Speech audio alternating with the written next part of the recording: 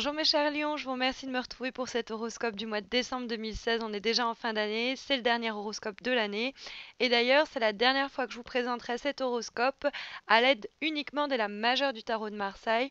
On aura également recours aux lames mineures pour l'année 2017, histoire d'apporter un peu de changement pour justement démarrer ce nouveau cycle avec vous. Alors, ce tirage, qui donc concerne votre mois de décembre, semble nous dire qu'il va falloir faire un petit peu attention dans vos rapports aux autres ce mois-ci. Que ce soit vous qui subissiez ou vous qui en soyez responsable, va falloir tempérer les tensions. Parce que on a déjà la carte du soleil hein, qui trône en haut de ce tirage en vibration et qui va déjà englober tous les aspects relationnels, quels qu'ils soient, qui va donc dominer ce tirage. On va avoir la tempérance aussi qui nous parle des rapports amicaux, de notre environnement, des relations interpersonnelles, hein, de nos échanges avec les autres. Donc il y a il y a l'idée voilà de dans le couple, dans la famille, dans le cadre professionnel, dans le cadre amical, il y a vraiment tout qui est englobé. Et avec ce diable qui se trouve malheureusement dans les obstacles, mais il en faut une, hein, pour le mois de décembre, il y a l'idée, le diable c'est quelqu'un qui peut très vite monter sur ses grands chevaux, qui peut prendre, ça peut être une drama queen, hein, on a quelqu'un dans notre entourage qui démarre au quart de tour, qui s'énerve pour rien. Après, bon, je m'adresse à vous, mes chers lions, et vous rugissez aussi rapidement. Faut pas, faut pas non plus se leurrer. Et c'est vrai que ça pourrait aussi vous correspondre. Ça pourrait nous dire attention à pas vous énerver trop vite, à peut-être pas vous montrer non plus trop égoïste ou essayer de trop capter l'attention, prendre le devant de la scène, comment on dit, tirer le drap, je sais plus comment on dit, bon bref. Mais il y a cette idée avec le diable et la tempérance qui se rencontrent, en sachant que le diable pose problème pour le mois de décembre. Il y a cette idée, bon, ce serait bien de pas augmenter les tensions par des mauvaises habitudes ou un mauvais caractère ou alors parce que, et ça, bon, c'est plus anecdotique, mais c'est vrai que la tempérance nous parle d'eau, de liquide, et que le diable nous parle des addictions. Bon, on peut faire un raccourci très rapide et nous dire, bon, bah, dîner de Noël, par exemple, ou soirée avec les amis, ah, on a un peu bu, puis bah on dit des choses, etc. Et on fait, ou alors il y a quelqu'un comme ça dans notre entourage, bon bah on essaye de concilier un peu, histoire que ça pourrait être un mois tout simplement où on est tendu. Parce qu'il y a l'idée aussi de l'empereur qui est quelqu'un, ça peut être quelqu'un dans notre entourage, hein, ça peut être un homme plus généralement, qui pense mieux savoir que nous, qui essaie peut-être même un petit peu de nous faire tourner en bourrique ou alors il pense que, il peut nous manipuler ou hein? Bon, il se dit que bon, c'est pas impossible. Dans ce cas-là, faut s'en défendre, mais pas dans l'attaque parce que c'est peut-être ce qu'il cherche, c'est ce que cherche cette personne, hein. Elle vous euh, elle vous astique pour que vous explosiez, c'est pas impossible. Faut rester calme. Et s'il faut faire intervenir quelqu'un, on fait intervenir quelqu'un. Si par exemple c'est votre voisin qui vous pourrit, eh ben, vous appelez la police et vous faites intervenir quelqu'un pour apaiser les choses. C'est c'est pas, on va pas rentrer dans le côté vengeur, revanchard. On va rester clean, on va rester propre de notre côté. Parce que c'est vrai que le diable, ça peut nous parler des tensions, mais vraiment des disputes, des querelles, des gens qui cherchent à nous faire du mal d'une façon ou d'une autre. Et ça peut être du coup, quelqu'un qui parle dans notre dos et puis nos amis, notre famille qui prennent notre défense et puis qui nous en informent. Et voilà, nous, on reste tranquille. C'est pas impossible, même que quelqu'un extérieur vienne régler un peu les tensions. Après, sur un côté un peu plus affectif, c'est pas impossible non plus qu'il y ait quelqu'un qui nous tente.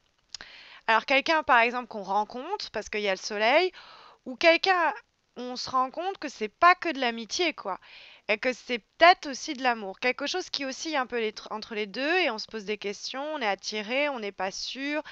Ça peut être plus anecdotique ce que je signale là, mais c'est pas impossible.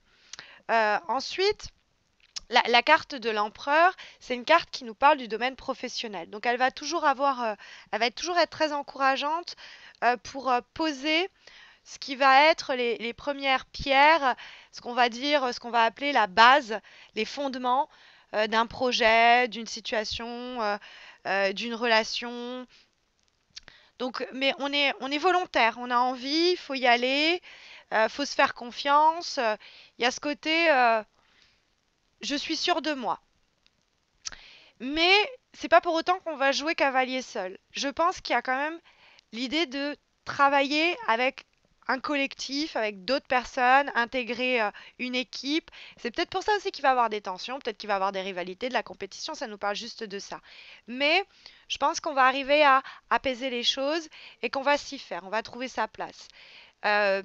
Sur un plan économique, il y a des investissements franchement euh, desquels il faut se méfier.